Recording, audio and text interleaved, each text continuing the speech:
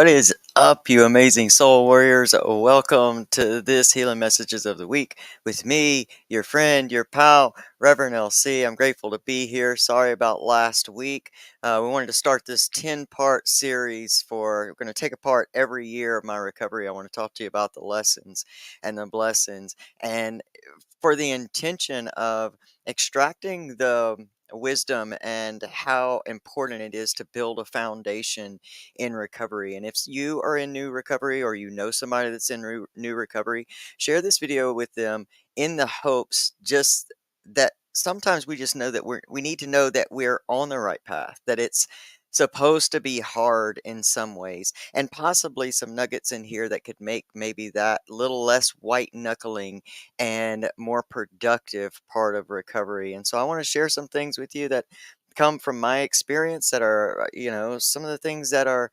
embarrassing, that hurt, that were amazing, catastrophic, and at the same time triumphant. It is because of all that happened in year one and leading into year two that I can sit here and be in year 10, going to celebrate 11 years coming up. This is the first time since I began my journey, my recovery journey, that I've actually honestly forgotten the exact day or date that I stepped into this journey. And we may talk about that a little bit more. That might come along as we move through the 10 parts in one of the later years where that became a little less monumental to me, and what happened and the foundation that I built throughout became the most important to me and how it serves my life today. And again, I hope that it can resonate with you, and I hope that it'll resonate with you no matter what year or stage or phase of recovery you're in.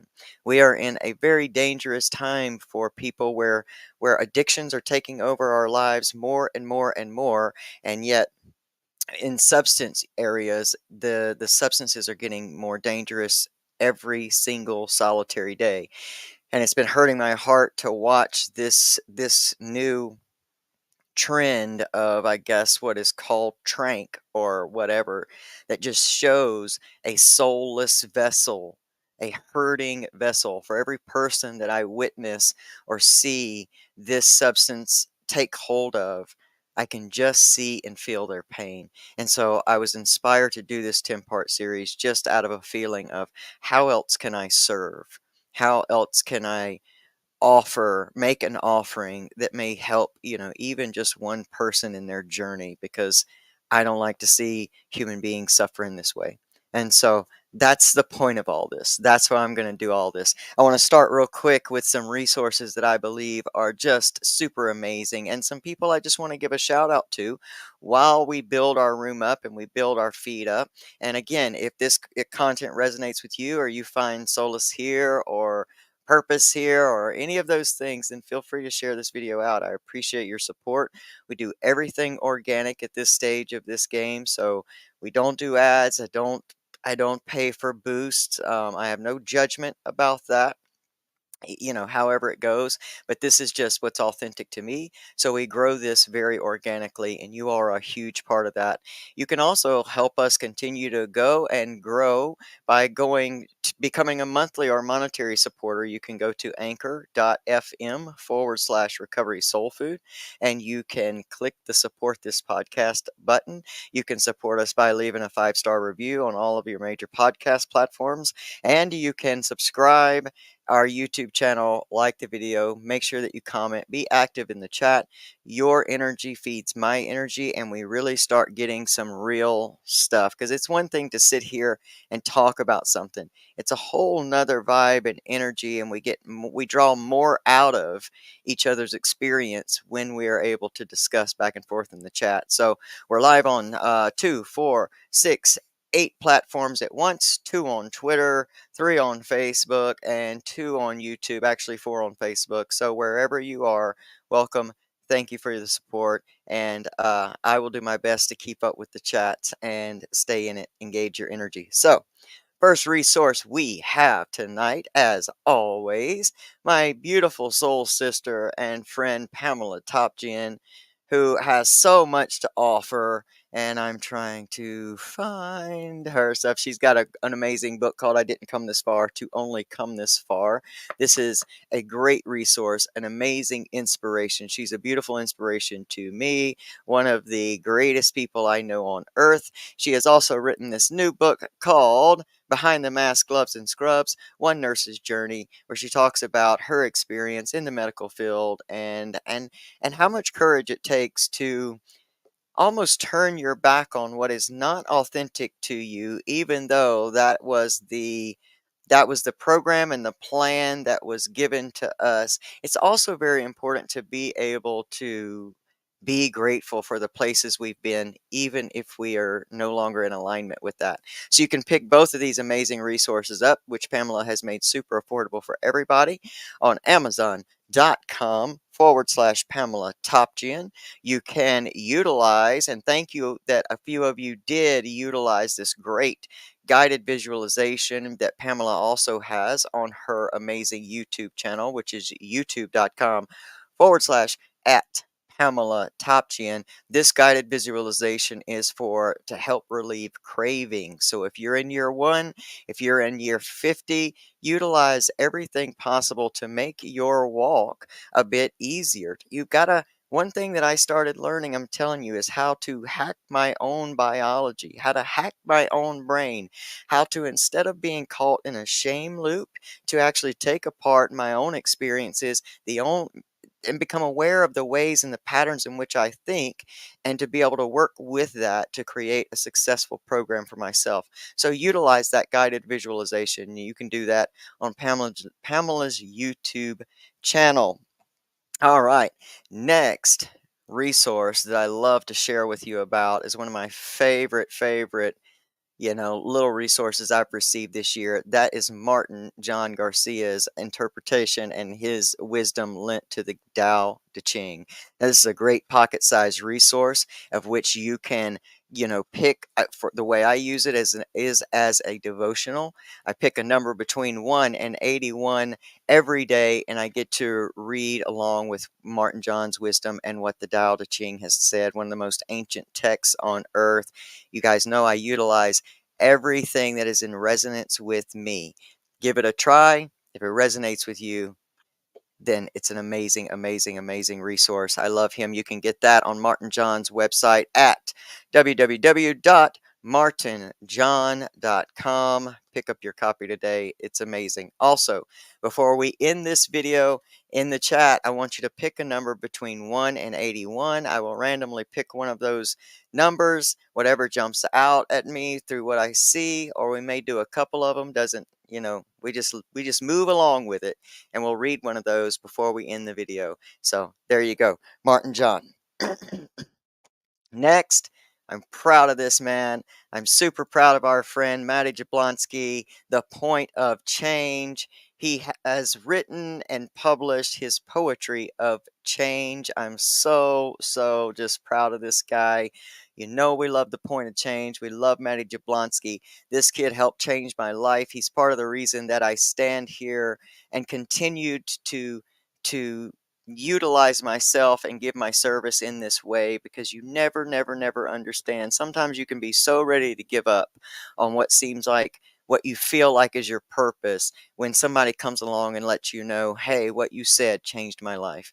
And that was Matty, and he's my little brother from another mother, and I love this guy. So pick up the Poetry of Change book on Amazon.com/poetry of change. All right, we're going to get into year 1. This is from My Story is From Hell to Healing. And year 1 is going to consist of one topic, and that is the storms of change. So if you guys are ready to go, I'm ready. Let's go.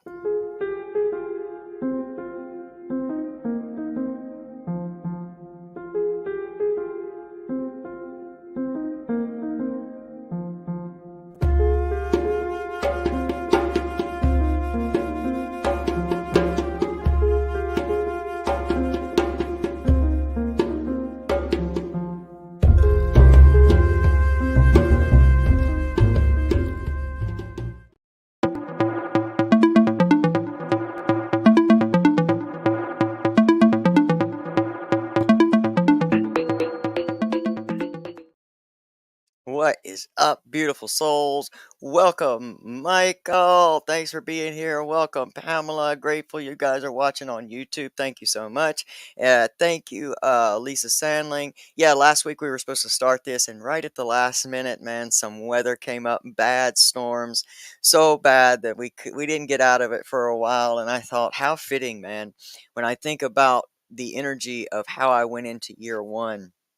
It was nothing but the storms of change. Because listen, change is unnerving, even when we're in the midst of this active substance addiction. I mean, I was crawling the floor in that relapse. I mean, I was at one of the lowest parts of my entire life when I came to the awareness and the realization leading up to this year one start that I couldn't do this anymore. I couldn't live like this anymore.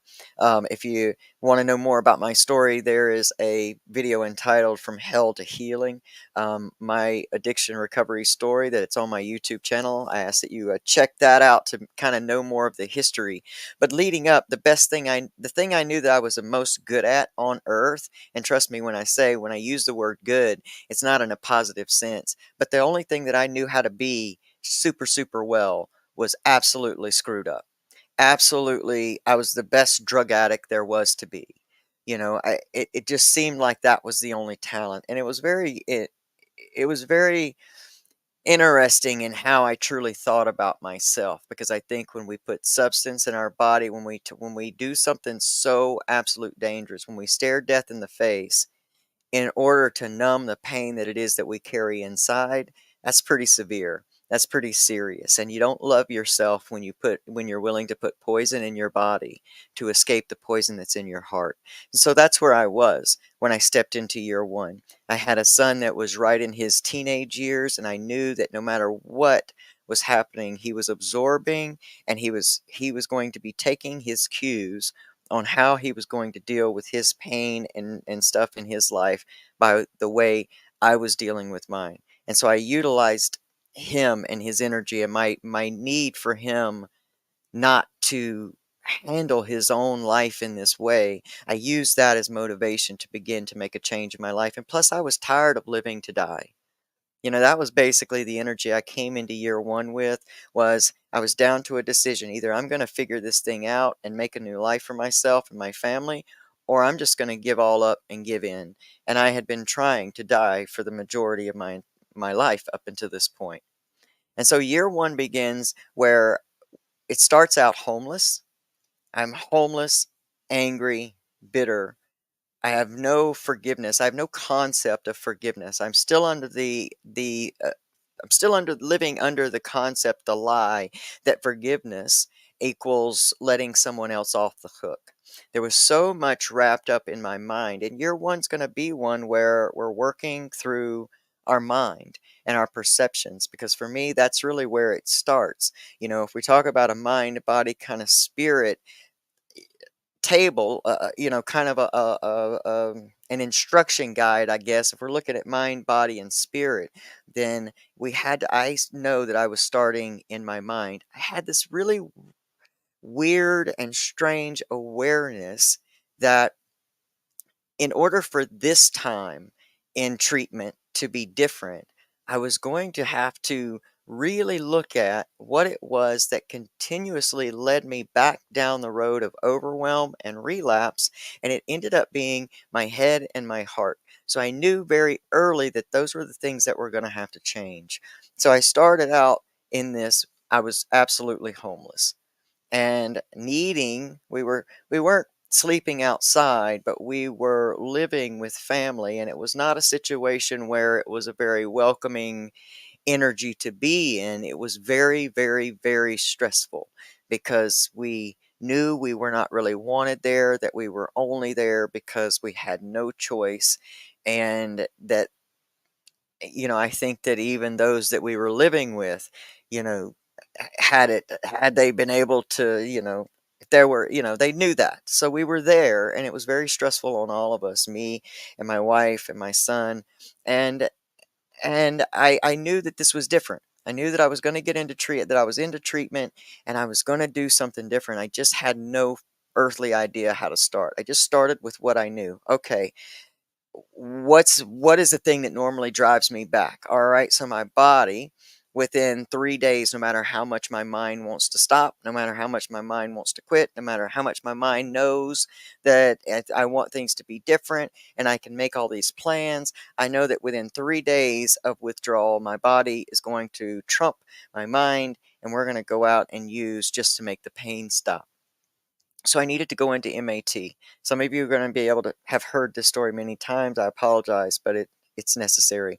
So I knew I had to go back into MAT, and I made medication assisted treatment for those that do not know. I had to make some non-negotiables with myself. I knew for somehow, man, I just knew that this was the changing, defining moment that I was done. I was done living that life. I was done feeling that way. I was done being immersed in this pain that I never could stop staring at. And so I was willing to do what it took to set myself up for some sort of recovery success. And the only way I could do that was because of how many times I'd failed in the past.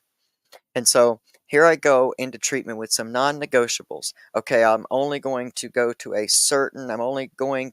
a milligram of medication that is just enough to keep my body from trumping my plans, to keep my body, because when we first start in recovery, we're not strong on on the recovery end. We're very much still married to the coping mechanism, which is the substance. We found what works, we found what numbs the pain. It's very hard to say, okay, give that up, and yet we don't have anything else to kind of replace that behavior or heal that pain with. So it's a very hard transition. And I think that self-grace is going to be a big key here. But so I had studied all of those failures. I knew that there were some things I had to do. So I went to a very strict program, one with severe accountability, meaning like a three strikes you're kind of out deal. And it sounds harsh, but it was super helpful because without that accountability, I would have fallen into the patterns of which I had lived the majority of my life, and I would have pushed those boundaries. I would have pushed those boundaries, and the moment that I would have known that I could get by with a whole bunch, that program would have been ineffective to me, and I may not be sitting here now. So I chose a program that was very strict, had high accountability. My next goal was to, okay, I got to figure out how to get us into a place to live because our environment, and please hear me well, our environment holds a lot of substance when it comes to change. When it comes to us wanting to make positive changes in our lives, you better look at your environment because trying to make a positive change in your life while living engulfed and surrounded within a negative environment is you're going to be running in place. And I felt that that was the case, that I was just running in place and that each day I was kind of almost canceling out where I was trying to change. So I knew that focus had to be the environment. And my family needed a home. We needed a place to be together so that we could heal. And because we were all going through our own things. My wife was in the relapse with me. Our son was going through massive amounts of stress that was affecting his health. And that's what we had to do. So 3 months, 3 months of into my recovery journey, we get involved in this housing program, and all of a sudden now we're moving into this apartment where adulting is taking front and center stage for the first real time in my life. You guys have to get this background, you have to understand that I had never been a responsible person. The only thing I was ever truly responsible for is how am I going to stay well today? How am I going to get well today? How am I going to it was always just fighting through life. And I was so tired of the fight. I was tired of just fighting through my life day to day because nothing ever seemed to really work out for me. If an opportunity was presented, there would unconsciously come this self sabotage that, somehow I would just find myself ruining it and not even truly understand why. And so I'd never adulted. And so now all of a sudden we're in this apartment complex that is part of this MAT program, and we are surrounded by other people kind of going through the same thing, but yet they were not in the space where they were at the end of their addiction journey, their substance addiction journey. And so we go from this one stressful environment to a new, very stressful environment, surrounded by a bunch of people in new recovery, and not everybody was as committed as I felt like I was. So now we're in a whole different type of negative environment. And there was a lot going on in my mind. I guess I should back up a little bit before we get to this apartment. When we first signed up for treatment, this story also starts with a newspaper article. There, on the day that we went and signed up for this particular program, there was a sign that said, if you would like to tell your story, this is at the very brink and base of what they deemed the opioid crisis in, I guess, oh gosh, what was it? 2016 or something like that. 2017, I don't know. I don't remember exactly the year, but they were calling for people to tell their story. And to do that, you ended up getting some type of gift card for something. And at the time, we're coming to new recovery. Most of us come in broke as a joke, sick, busted, and disgusted. And I truly was too. And so that resource was what had me respond to this article. The man was super nice and began to listen to my story and got super, like, okay, wait a minute, we got to do a little bit more with this. And he started to write this story with me. And he came out to the house that we were staying at the time, and he says, well, we got to have some pictures for this story, because all of a sudden this story had gone from a small little part of a bunch of stories put together, and this became a front page, biggest newspaper of our area story. And so I'm feeling pretty good, thinking, okay, maybe this will help somebody. And at the same time, I needed that resource. And so I really just blindly trusted this man that it was going to be what we had discussed. Fast forward, this article comes out, and on the front page, he had us simulate in this picture for this article, he had us simulate my wife giving me a shot in the way that we did whenever we were using. And so he promised me, nobody's going to know who you are. It's going to be very anonymous. We've changed your name. We've done all of that stuff. We've got a great photographer.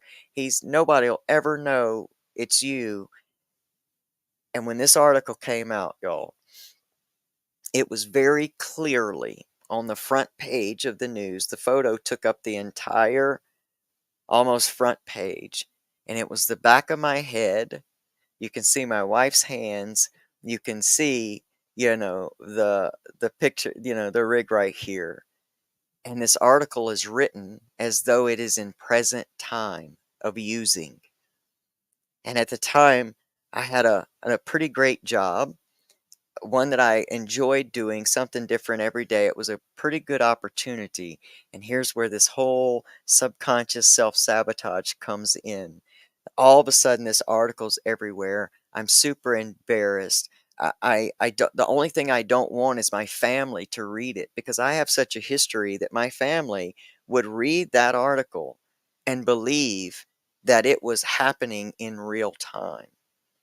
And so there was just so much stress. And now this article's out. I'm devastated. I lose basically everything. Job gone, income's gone. Now we're moving into this new apartment in this atmosphere of everybody's using. And I felt like this one lone wolf in all of this. And my wife was really real shaky, because she came into recovery because I was leading us into recovery. She had followed me into addiction, and now I was trying to lead us all out of that darkness and help us grow into a different light for ourselves and our family. And the honest truth is, she wasn't as ready as I was. And so I knew that this was a bad environment as well. I knew this was going to be a tough environment for her. I already kind of had this I had that click in place where it was just like, "Mm-mm, I can't continue to do this. It's not fun anymore. Too old for this. I'm tired of the grind. I'm tired of all of that." And so we're in this, and now all of a sudden we've got to pay bills. Now all of a sudden there's stuff coming every month, and I'm trying to figure this out with no job, no source of income, and I wasn't really sure that I had any skills, in all honesty, to go out and be able to begin to cultivate money. And so it was such a stressful time, and it just seemed like there were no resources that were available for people in medication assisted treatment. That it was still very frowned upon, very shunned in a lot of the rooms, in a lot of the programs, and I just felt like I was by myself and I had no one to guide me or help me, and I just really didn't know what to do other than just grit through it. So as you can imagine, I was this very angry, loose cannon addict without my substance, and I was just trying to stomp and push my way through this very drastic time in our lives. Now, meanwhile, I'm still doing this work, taking apart my failures, and I'm trying to do this work on my mind. I had discovered this 12 Laws of the Universe video by Dr. Bob Proctor, who I'd seen in the movie The Secret a few years ago, and I just resonated with it as it started talking, naming out the laws of the universe and how much they made sense to me in how I was operating. It was the first time that I actually heard and I guess received the the idea that my thoughts really influence my experience. That I didn't realize that I had any control over my own thoughts or my own experience. I was under the belief system that I had to play the hand I was dealt. You know, this is the shitty hand of cards life has dealt me. I'm such a I was victim, and it wasn't to say that I had not been victimized in my life, but there's a difference between experience being victimized and experiencing trauma and living life from the perspective of a constant victim. And I see that trait run through the substance abuse, the substance addiction community. We often feel like the world has turned against us or that we have been beat down from start to present. And, I did not realize until year one when I started doing a lot of work on my mind, really changing my thoughts and changing my perceptions. I did not realize how much power I truly held in that time. And my mindset in all of that was still closely tied to that active using community as well, because it seems like in year one, we listen to the cliche and the sayings of change your people, places, and things. We listen to that, but there's this very real resistance within us because we almost feel like we don't want to leave people behind, that we have people in our lives that are going to tell they're telling us, well, you're a sellout, you're not like us, or you're just going to leave us behind, and so many things. And so we really deal with this internal, what I now know to be these trauma bonds with people, and we have to leave these friendships and these comfort places and people that we know in order to create something different. So we're dealing with so many emotions and so much change in year one that it can be really overwhelming. And I'll tell you the truth, guys, I was completely overwhelmed. I had no choice but to keep our home because we had nowhere else to go and we couldn't go back where we had just come from. We were out of options, and the thought of having to have our child, sleep in our vehicle, was just more than I could stand, and it motivated me to just get out there and try. And of course, I was still in hustle mode because that's what you do when you're out there is you're in hustle mode. So a lot of year one drug with it a lot of a lot of the behaviors and the thought processes, the speaking patterns, and the ways and means and the values and morals of active addiction. And that was coming through year one. So there was so much resistance happening within me, the want to change, the comfort of what I knew and how I could provide, and the things that I understood that helped keep us going, but with a drastic difference of this feeling of guilt and shame of I don't want to continue to operate in this way.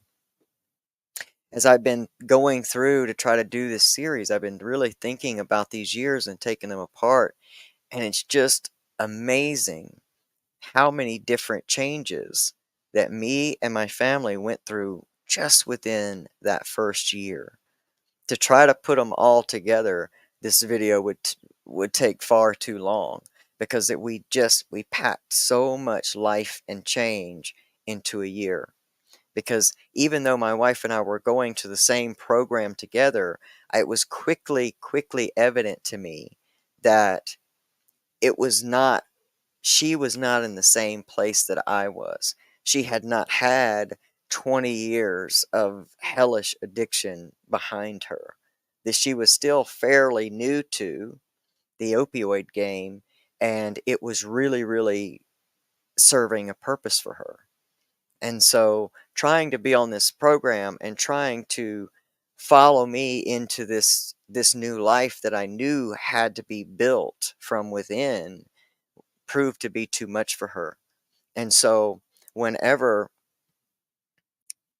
whenever you're surrounded by every temptation there is possible, while you're trying to do something that you really don't really want to do at the time, eventually something's going to break, and the bow did break. And she was kicked out of the recovery program and very quickly was in a relapse.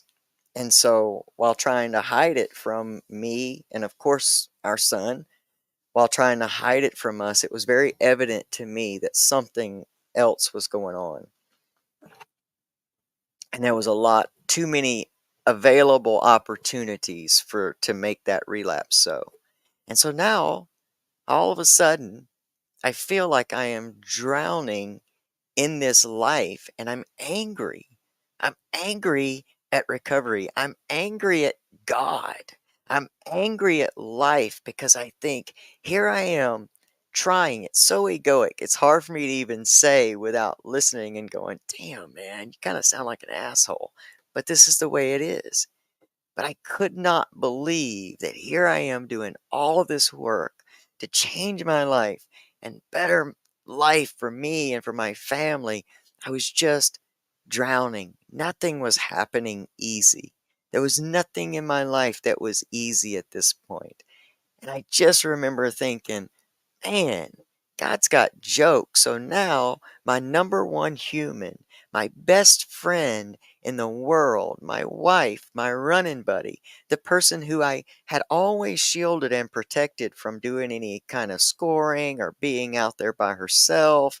I was not one of those guys that was able to send my girl. I just couldn't do that. So I always tried to shield her. Now I knew I was going to have to make a real decision. I was going to have to decide whether whether I could let her go and do and be on her own in this relapse, or else was I going to follow behind her to keep her safe. And I was so dedicated to finding out what the best possible version of my life looked like, because that was a decision that came in that moment. Was like, I've seen the worst of my life. I've seen the worst possible version of me and my life. Now I want to see the best, and I'll do what it takes to get there. Now I had to make a decision between this big thing that I knew was in complete and total alignment with my soul and protecting the person that I just love the most in this world, the person I had chosen to spend my life with. And we had been one of those strange couples that spent all of our time together. We did not have whole lot of outside friends or things like that. We were together most of the time. We like to call it, I mean, the official title for it is codependent because very much were. But so I felt like I was just in this real shit show of having to make this drastic choice of how do I protect her? And so every day there was this theme of what if something bad happens? And so my mind was really, really attacking itself within this entire first year. You know, I- I'm having to run a household for the first time basically by myself when I have no skills to do so. I'm trying my best to be a good example and not a hypocrite for my son, who was very much absorbing what was happening and experiencing his own stress. I was trying to create this foundation for us, and I just felt like the very people that I was trying to change life for just seemed like it was fighting against me. And what I start to realize about year one as I look back on it is this was the place where the foundations for all of who I am today were built and born, and they were built in the struggle. They were built because often we can't become aware of how we want our lives to be or how we want it to look if we don't first understand what we don't want. And I was going through just hit after hit after hit of how I did not want my life to continue to be. And so sometimes in that first year, the lie that if you just stop using, everything will be okay and life will fall into place, and we're not supposed to have these hard things happen or these hard issues. We feel like somehow when we get ready to make a change that life is supposed to just roll out the red carpet for us, and we're not supposed to experience all of the energy that we've already set in place. Now, luckily, this is another way that I know that this was divine timing for me and I was in the purpose of where I was supposed to be, is that I was aware for some reason at this point, and never before, but at this point, I was aware that I had put a lot of karma out and that I had to exact that karma back, that I had to accept what was being given to me and be aware that I had put that stuff out. And so I had this karma checklist in my mind where every time something big would come in, I'd be like, okay, I gotta go through this. I'm gonna learn from this. I'm gonna utilize this, and I'm just going to keep moving forward, and I'm going to start checking this karma off of my karma list.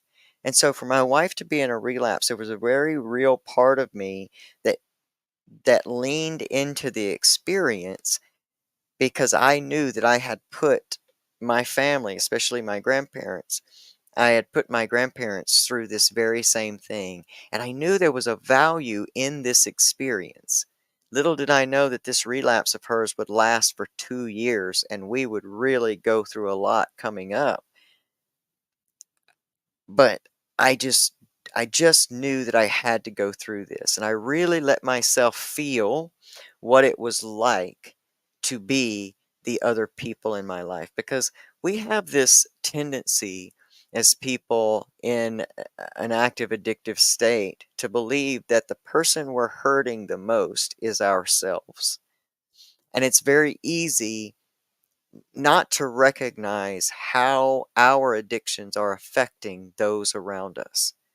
And I was just inherently aware of that and absorbed that, was able to really just kind of lean in and feel what it must have been like for other people in my life to witness this, to experience it, and to be involved in it. So even though I was angry that, somehow my wife would abandon me in this whole recovery journey and go back out, It sounds so I'm telling you, it sounds really selfish to say because there is so much self-centeredness. Addiction is a form of selfishness. I said it.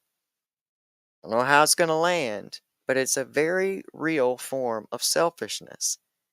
Because when we are so engulfed in this active addiction, this coping mechanism to numb, numb, numb, numb, numb, we are numbing ourselves at all cost, forgetting how it's affecting anybody else. We will do what it takes to be done. Now we see this in everyday life and, the crime that happens and all those things. We will do what it takes to numb our pain. And so that's where I was. I was very, very angry. Very angry. I had no skills on how to regulate my emotions. I had never possessed emotional regulation skills. I would go from 0 to angry all the time. So I was either drastically hurting or extremely angry. There was no in between. The fun or the laughter that I would have always still had this dark lining around it. And it was never true joy. And so being so angry and wrapped up in that first year, I'm still surprised to this day, especially thinking about doing these series, really surprised that I can even call myself still here. As many times as I wanted to give in, and yet the purpose stood firm, and it became more than I was willing to lose. I think that's a real key factor in early recovery is trying to build something where you have something that is just too much to lose. There is a true It's so important to have some type of purpose bigger than you. People say, well, you got to recover for yourself. You can't do it for anybody else. Ultimately, that is true. But let me tell you, if you're drowning and someone throws a life preserver that says your kids, or a life preserver that says, something else, don't just drown and not take the opportunity. Take the opportunity. You will build into loving yourself enough to at some point fulfill that recovering for yourself or doing it for yourself. But in the meantime, do whatever it takes to get it done. I don't care what the concept is. My son was very important to me. I could focus in on him. Me putting myself in the situation of having to be a person that watched him deal and cope with his own life and his problems in the way in which I was dealing with became far more hurtful to me to think about than for me to go through the hurt and heartache of recovering. So that's what I utilized. I let my purpose of changing and not being a hypocrite for him pull me through every single time I wanted to just give in, just once. Just once. And I'll tell you, it wasn't perfect. Year one wasn't perfect. There were times that I absolutely did more extracurricular numbing through other different substances or different activities that was still very real to my addiction. It was very indicative of the pain and the place that I was. But we have to be able to give ourselves some type of grace. There's no way you're coming from, for me, I had been in addiction for 22 years. I had lived at the bottom of what was possible for any human being. So there's no way that I'm going to make a valuable decision, step into recovery, and it's going to look perfect. And there is a very real value in being able to give yourself grace to grow. If you don't give yourself the grace to grow, you're going to stay in pure judgment of yourself, and the shame loop will continue, continue, continue to swirl you right down the toilet. And in this day and age, we may or may not get you back to give it a different try. So, if the grace to grow is so necessary in your early recovery, it is still just as necessary in your later recovery as well. Here's the thing, We're always going to be growing.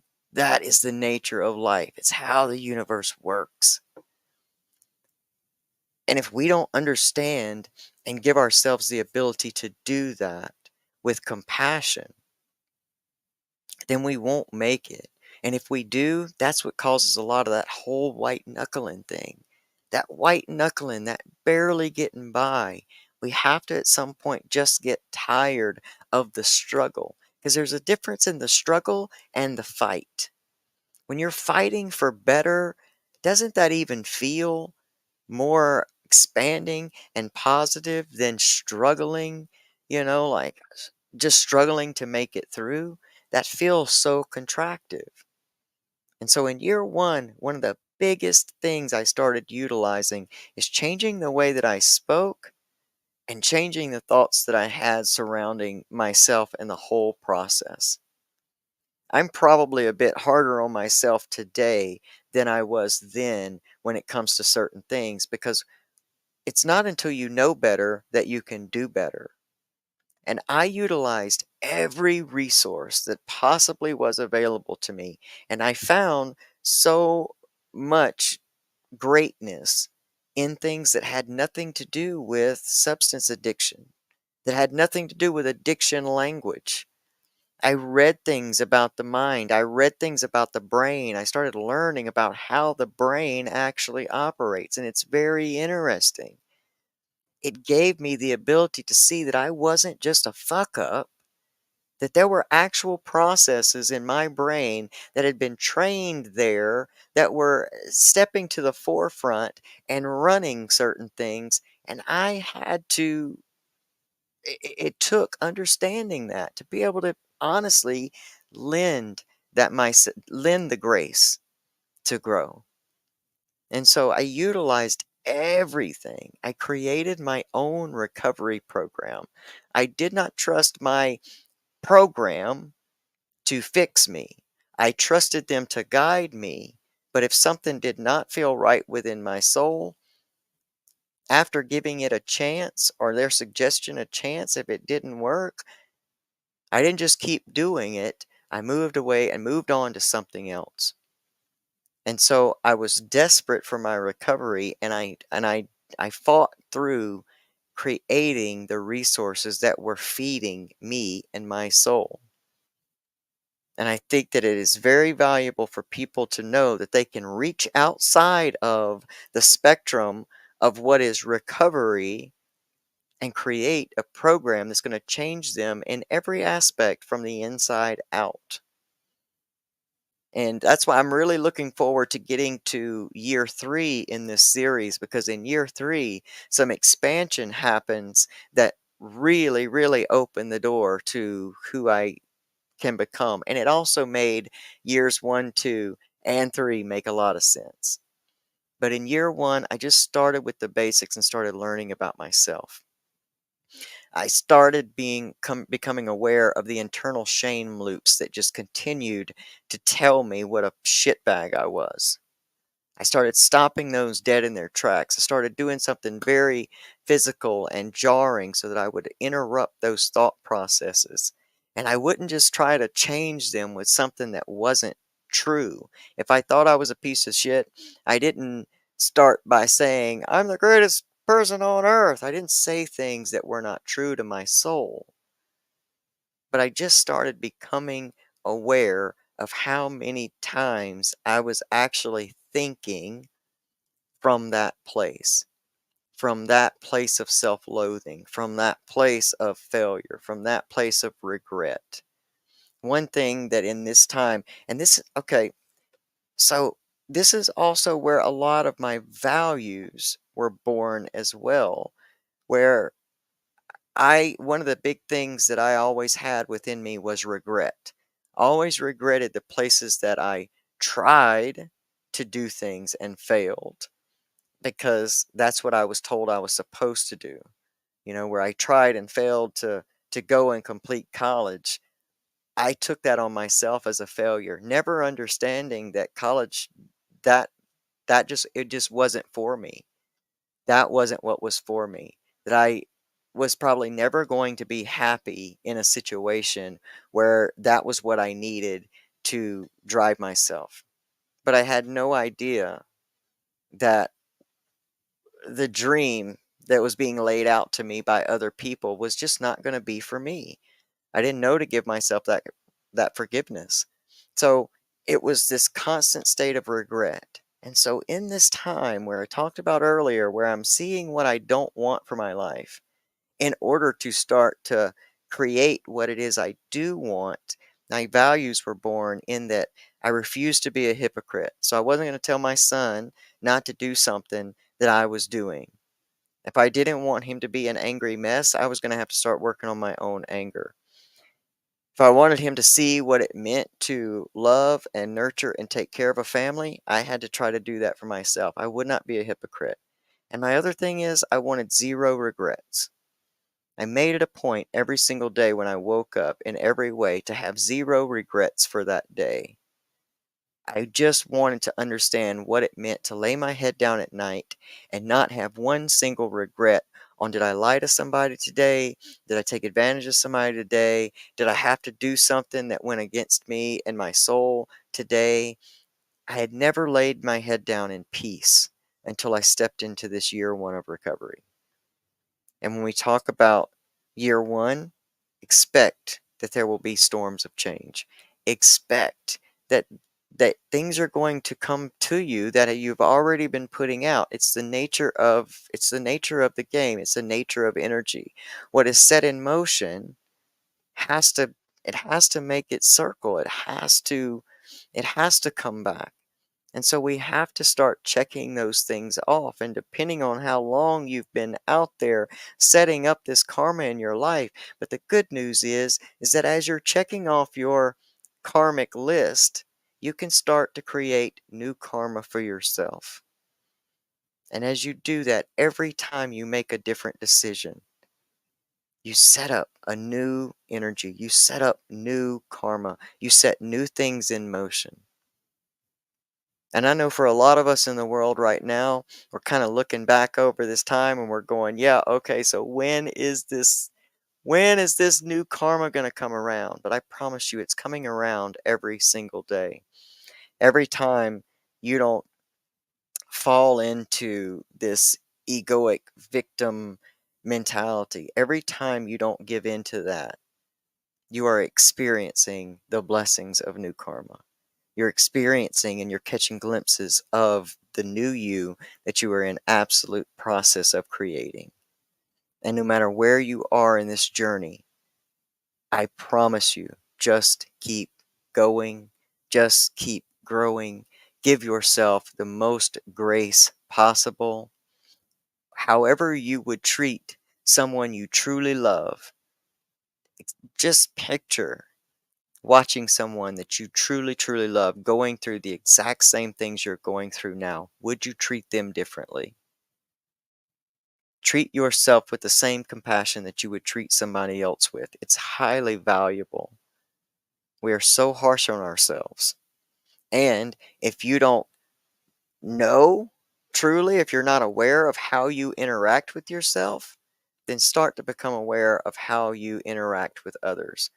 Because we treat others ultimately the way we treat ourselves. So if you live in judgment, if you're very hard on others, the people that you love or whoever, if you're very hard on others, it's a very good indication of that's how you are on yourself. And there is something very real about the forgiveness, which we'll talk about in year two. Year two comes with recognizing and understanding what forgiveness is. Year one, we're just kind of trying to battle and balance our body, and we're trying to change our mind. And it's going to be very real that the likelihood is that you're going to step into a lot of responsibility because that's just life. And that's what we have to do, and this is a whole different world than even it was 10 years ago. We have housing shortages. People are going through very real struggles. And so I don't want to say any of this like this is just the easiest thing you can do and you can change your life over. But we have to begin somewhere. And I hope that you take the opportunity to begin today, wherever you are. It doesn't matter how many years you have clean and sober, which is, I hate that. I hate that whole statement, but I'm using it for the sake of that's the language people understand. Doesn't matter how many years you have clean and sober. If nothing in here and nothing in here ever changes, then nothing out here ever will either. And I refuse, to this day, refuse to be some dry addict without my drugs. I'm not going to be some bitter old guy who just moves through life in the same manner that I would just without my coping mechanism. That's not sustainable. So true change and true healing is absolutely being born right now in the midst of whatever struggle that you're going through. And the struggles are real, and the lessons and the wisdom and the foundations that are being built within them are so valid and so real as well. So wherever you are, please keep going and growing. I promise you that you bring some good stuff out. I promise you there's so many blessings that happen in that year one, in learning about myself, in giving myself that grace, in being able to experience what it was that my family had experienced by being the family member of someone in addiction. And all of it sounds negative, and I hope that I haven't painted a super negative picture of it all. I just want you to know that the struggle is natural. The struggle is to be expected, and the struggle is leading you somewhere. And hopefully, what it's leading you to is the grace to grow. Awesome. All right, let me see some comments because I haven't seen. Let's see. Thank you, Pamela, to share like this. Sometimes I feel like it doesn't really make sense when I kind of share like this because I'll have something put together, but I never actually like I guess I need to write this stuff down because when it comes time and I push the live button, sometimes it doesn't come out the way that I had originally hoped that it would. But that's why I ask for everybody's energy to come in because I do a lot of prayer and meditation before I ever start these videos. And so a lot of times what I've planned to say or planned to give is not what's necessary for somebody to, to help them in their situation. And so I always leave it open to help me speak to whoever it is or whatever it is someone needs to hear tonight. So different energies as people watch this live with us. Thank you for being here and on the replay. Hopefully this will resonate somewhere in your life and for your energy. And thank you. Yeah. What's up, Joe? Life is constantly about climbing a ladder, getting knocked back down again every time we get a little higher. And that's true. And that's very, very true. And sometimes it's really valuable to turn around and glance at how far you've come. Sometimes it just feels like life is just beating us up, like one thing after another, one circumstance after another. Boom, boom, boom, boom, boom. But it's true. Joe is right. We are still taking constant steps, and it's very valuable if sometimes we'll turn around and look how far we've come and be motivated and inspired by that. Because wherever you are, whoever you are, you're an inspiration, and you could be an inspiration to yourself. You're likely an inspiration to others, and you don't even know it or realize it. Yep. Pamela says 3 steps forward, 2 steps back, slowly but surely. I was at my daughter's friend's birthday today. The little girl's mom was so gone. Gosh, I feel for that little girl. She was there for her daughter, but totally not there.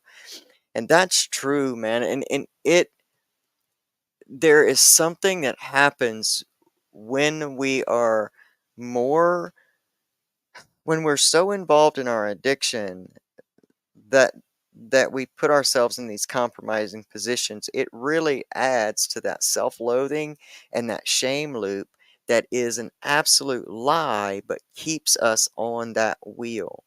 For every time that we compromise ourselves, and we are damaging our soul. We're damaging our internal self. And so yeah, it's true. We're there in vessel, but not there in spirit. And ultimately, it just ends up hurting. It hurts everybody involved. And so it's very, very interesting to see what this next generation, my son's generation is a generation where a lot of addiction was involved in the parenting, and the generation even after, we're seeing the results. These are the young people that were raised by parents that were, a lot of us were not as present as we wanted to be because we were involved in our own hurting and heartache and we're numbing that pain. And so it's going to be interesting to see how this cycle of addiction gets broken. I'm super grateful and honored to get to witness my son, and I get to witness him every day, in that I get to see that my work was worth it, because he's not continuing that cycle of numbing and addiction in his life. And so it's very, very heartwarming to be able to see the results of all of the work that you put in. And so I'm so honored and grateful to be able to witness that. But it's going to be very interesting on how this next generation either continues the cycle or breaks the cycle. And so, yeah, let's see. I'm trying to pocket money from the cards, and the grandparents had to be intervening. Yeah, yeah, it's very, very, very, very, it's very devastating. It's a devastating disease. Addiction is a devastating disease. Not uncurable, but is a disease still. Uh-oh, where did my lost my little there it is. I lost my little cursor to click on the next one. It's good to reflect, yeah, for yourself, and so good to share for others as well. Thoroughly believe this is so important. Yeah, it is. I think that we can talk about it. I think that there's a reason to be unashamed about certain things especially that want to feel shameful. I like to expose and turn the light on those things the most. That's why it was important to me. I think we'll get to this in year 3 when I really started understanding purpose, and I started understanding maybe I should share about some of this, because I had the compassion that I didn't want other people to suffer as much as I had suffered just trying to change my life in these ways. And so, thank you. Yeah, yeah, and exactly, exactly. Yeah, like, so, I mean, these kids are losing parents. Overdose and death is very real to this generation of children. And shout out to all of the grandparents that are having to step up and raise so many of these children. I don't think they've been given enough. I don't think we give enough to the family members of people in active addiction that have stepped up and taken on raising children and keeping life is somewhat normal and together for them. There's so much we can talk about when it comes to the dynamic of families and addiction. But, really and truly shout out to those who have stepped up and taken on these children, especially grandparents later in life after already having raised their children, now raising their grandchildren because they've lost a parent. That is a very hard situation to try to be in and explain, because what do children do? They take on everything on themselves. They have no perspective of the bigger picture, and they only see this as something that they've done, or somehow they weren't good enough, or whatever it is. That's just the nature of childhood and the childhood brain. And so it's a very sad position to be in, but shout out and massive, massive gratitude for those who have stepped up to raise these children, because with this opioid epidemic has also become an overdose and a death epidemic. It's also become, now we're in a time of fentanyl poisoning where we can't even use the word overdose because it implies intention. And so many people are just losing their lives by experimenting. So it is more valuable than ever for those of us that have any type of recovery experience to share it. I love what Mike has together, the Sober Press, where, he puts together these stories that shares people's journey and all of that in this one place, to be continuously trying to offer hope and inspiration to a world that is desperate for something like this. Like, we need to know that you can bounce back from the worst possible situations. There's nobody on earth right now that is likely not going through some type of trial or tribulation. The earth is changing, humanity is changing, the programs are changing, and we're all a witness to it. I wouldn't want to be alive any other time than right now, because it is exciting and it is scary. But the more that we reach out and share our experience, and we come together in oneness, which is what we are, is really, really one. We come together with that, then we really make a difference, and we can help each other shift through this. And I believe the recovery community is so valuable in this, because this is our work to do. And as we change and our light grows brighter and brighter, it changes the light in others around us. If we're trying to control situations and force people to change, or we live in judgment and we think that they have to be certain ways in order for us to love them, that's basically how we feel about ourselves. That means subconsciously we don't feel lovable. That means subconsciously we don't feel good. We don't feel right. We don't feel like we're measuring up. And so when we can share things that seem negative, but that truly have a positive, a positive ending, then I hope that it inspires hope in the very, very hopeless among us, because everybody's life is valuable. Each and every one of us are a divine version of the divine. Each one of us has this life and this light about us, regardless of what our actions are in the world. We are all expressions of the divine in human form. When we're able to see each other that way, and stop leaning into that egoic need to judge and make someone wrong and make someone right and make this thing better than this, when we start to break down those programs and see each other the way we are and for who we are, the world becomes a better place. Things like drugs, substances, escapism, all of that stuff is unnecessary and unneeded. It's so much less about quitting the substance as it is healing the reasons why you use it in the first place. The other naturally happens when you start to heal from within. So I appreciate everybody who's here. Thank you so much for lending your amazing energy to this tonight. Thank you for being active in the chat wherever you are. I just appreciate it. I just appreciate the ability to sit here and be able to do this. It helps me as much as it helps. Hopefully, it helps someone else. It really helps me. Helps me turn around and look at the ladder and see how far I've come as well. I'm going to tell you, year one was a shit show. At the same time, it was building some of the greatest foundations that I still stand on today. So keep going and growing. All right, I just randomly opened up the book to the Tao. I did not pick a number.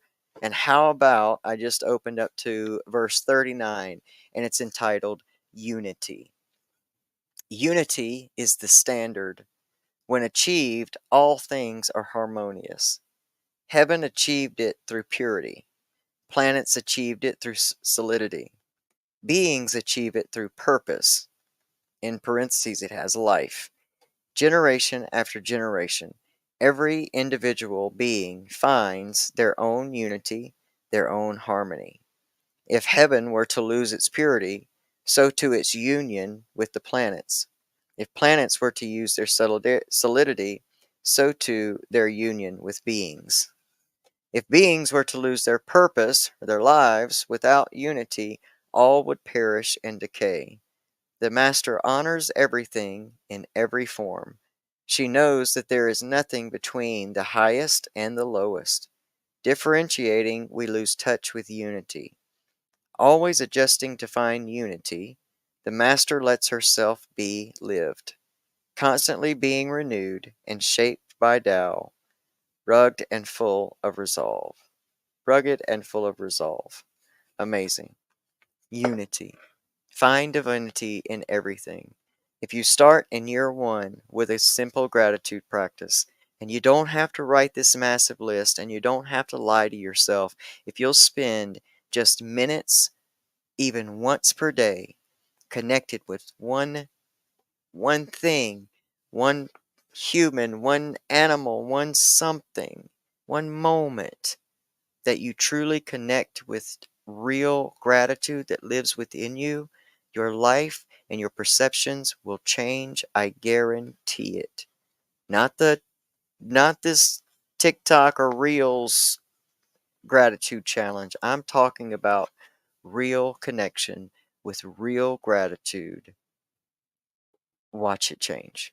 Watch your life unfold. Watch it open up for you. Be aware of how your perceptions start to shift. Because if nothing else, my perceptions of life and myself began to shift in year one, and it gave me the hope and the motivation to step into year two. Still married to my purpose of being the change for my son that I wanted to see. So, thank you guys so much. I appreciate you being here. I really, really do. I love all of you. Pick up all of these amazing resources, which I will hopefully, or my beautiful friend Pamela, because she's so good at it, may list in the chat somewhere or in the descriptions. I'm going to try to leave the link to all the resources that we talked about here tonight. But pick up your copy of I Didn't Come This Far, It Only Come This Far on Amazon at Pamela Topjian. Pick up the Poetry of Change there at amazon.com/poetry of change. If you want some Sober is the New Cool gear, you can pick that up at soberisthenewcool.ca. Shout out to Kim Bellis and Sober is the New Cool. Love your mission. Love you, sis. Pick up the Pocket Size Tao Te Ching by Martin John at martinjohn.com. Check out Pamela Topjian's YouTube channel where she has amazing resources like this amazing guided visualization to help relieve cravings. Utilize every single possible resource that is out there that resonates with you to help you change your life.